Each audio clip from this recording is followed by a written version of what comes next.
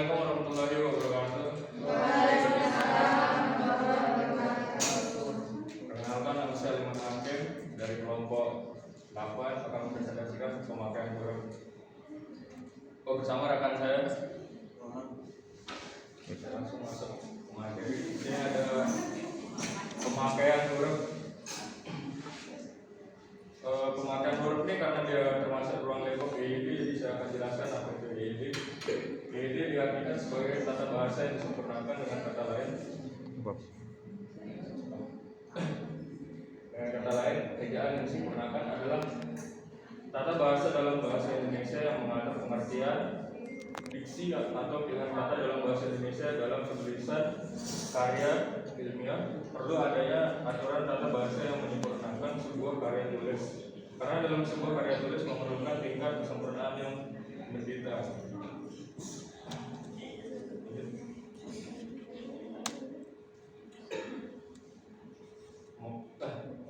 Pemakaian huruf. Sini ada abjad, vokal, konsonan, diftong, gabungan huruf konsonan dan pemunggalan. Pertama huruf abjad. Abjad yang digunakan dalam bahasa Indonesia terdiri dari huruf berikut. Contohnya kedua huruf vokal. Huruf vokal adalah huruf yang melambangkan vokal dalam bahasa Indonesia terdiri atas huruf A, E, I, O, dan U. Yang ketiga huruf konsonan. Huruf yang melambangkan konsonan dalam bahasa Indonesia terdiri atas huruf D, C, D, F, K, J, K, M, N, P, Q, R, S, T, V, W, X, Y, dan Z. Huruf diftong. Di dalam bahasa Indonesia terdapat diftong yang dilambangkan dengan AI, AU, dan UI. Misalnya pandai, saudara, dan amboy. Yang kelima, gabungan huruf konsonan. Di dalam bahasa Indonesia terdapat 4 gabungan huruf yang melambangkan konsonan, yaitu KH, ANG, NJ, dan ISI. Masing-masing melambangkan satu bunyi konsonan, misalnya khusus, ngilu, nyata, dan cara. Selanjutnya akan dijelaskan oleh rekan saya.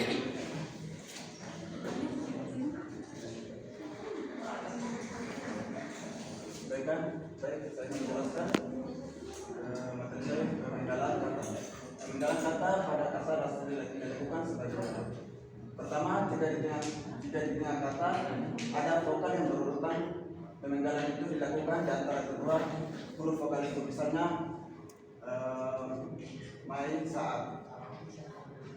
Kedua, jika di tengah kata ada huruf konsonan, termasuk gabungan huruf konsonan di antara dua buah huruf vokal. Pemenggalan dilakukan sebelum huruf konsonan, misalnya bapak, barang, atau sulit. Jika di tengah kata ada dua huruf konsonan yang berurutan, pemenggalan dilakukan antara kedua huruf konsonan itu. Gabungan huruf konsonan tidak pernah diceraikan. Misalnya main di sombong swasta, mandi atau sombong swasta.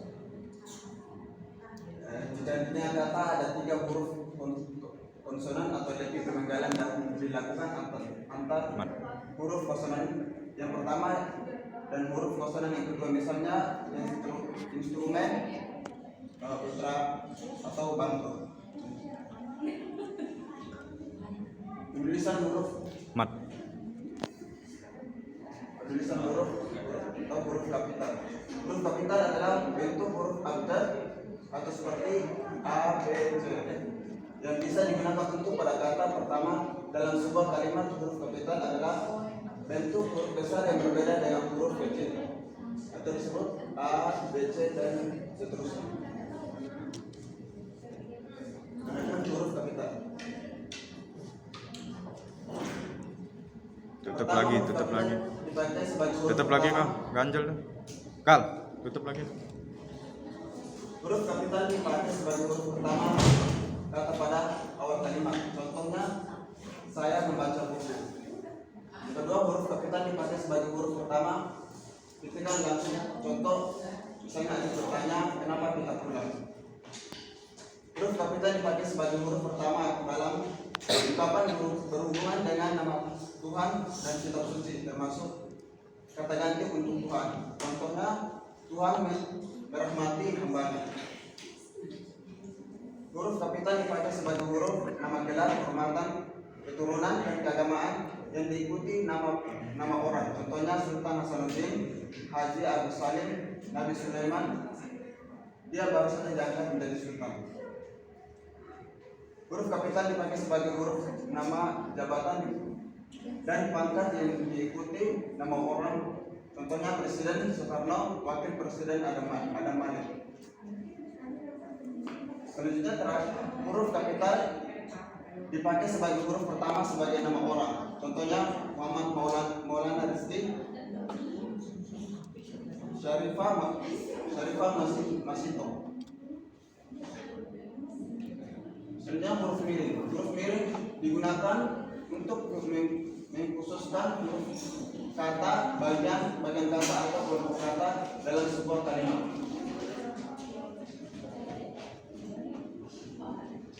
Tambahkan huruf miring. Huruf miring cetakan dipakai untuk menulis nama, buku, majalah, dan surat kabar yang dikutip dalam karangan. Contoh majalah bahasa dan kesusastraan.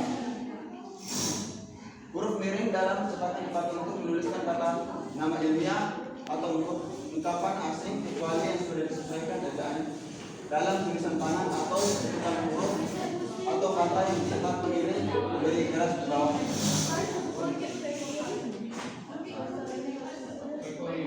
Baik, kesimpulannya adalah bahasa Indonesia menggunakan 26 huruf dalam adjustment dari A sampai seberapanya. Di antaranya merupakan usaha memajukan bahasa Indonesia hingga dapat mengikut perkembangan kosakata huruf-huruf tersebut.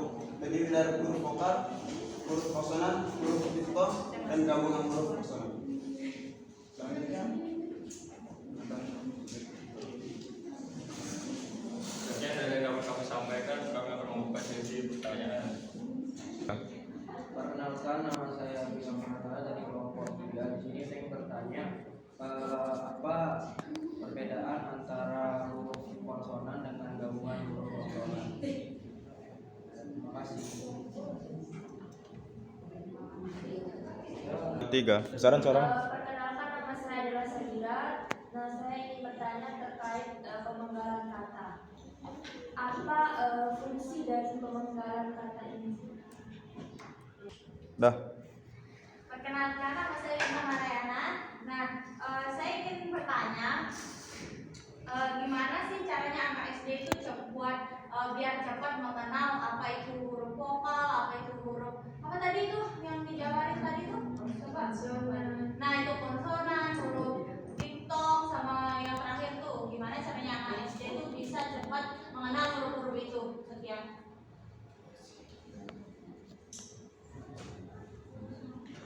Oke. Saya akan menjawab pertanyaan dari Abi. Apa perbedaan huruf konsonan dengan gabungan huruf konsonan? Pertama, sejelasnya konsonan itu kan artinya bunyi atau ujaran yang keluar dari paru-paru mendapat hambatan. Kan contohnya itu kayak huruf konsonan tuh B, C, D, F, G, H, kayak gitu. Terus kalau gabungannya tuh kayak KH, artinya gabungannya tuh kayak huruf konsonan dia digabung kayak tadi itu contohnya KH, terus apa tadi itu kayak gitu.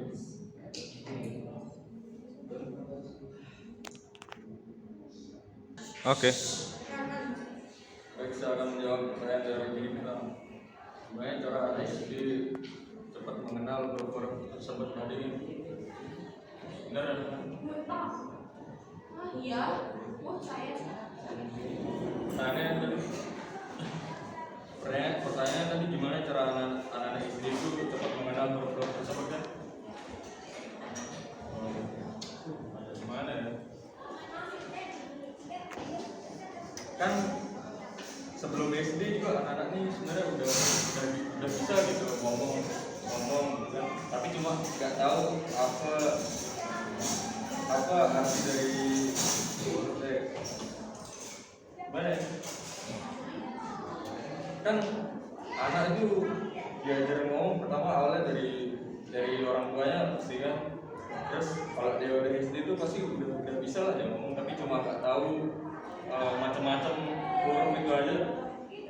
paling yang diajarin di SD itu kalau huruf ini itu kalau huruf ini itu namanya ini kayak gitu. Terus kalau cara ngajarnya sih dari kecil tuh pasti cara gampang ngajarin anak kenal huruf-huruf kayak gitu. Biasa di sering apa namanya,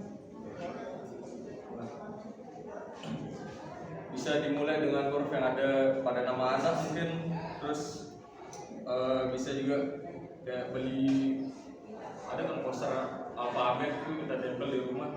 Terus bisa belajar dari buku alfabet atau cerita yang menarik gitu. Jadi kan sering sampai dia udah besar, sampai masuk SD kan udah bisa dia ngomong, tapi cuma nggak tahu macam-macam huruf tersebut gitu.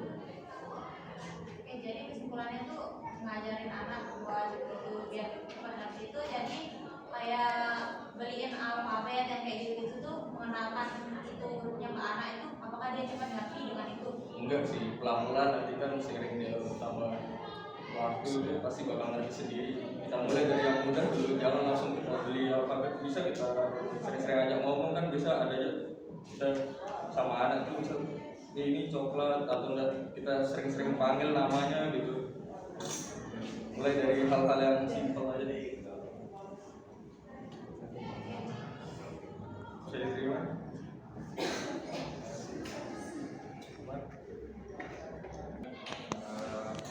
Apa fungsi kata pemanggilan kata? Fungsinya itu memindal atau memotong suku kata agar bisa ditulis atau dilafalkan dengan ejaan baik. Hal ini perlu dilakukan untuk menghindari kebingungan. Apalagi saat ini kita menulis kalimat ini yang panjang melebihi kertas.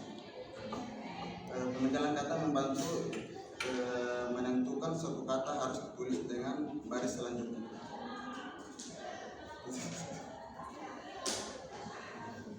Mana dia? Bener.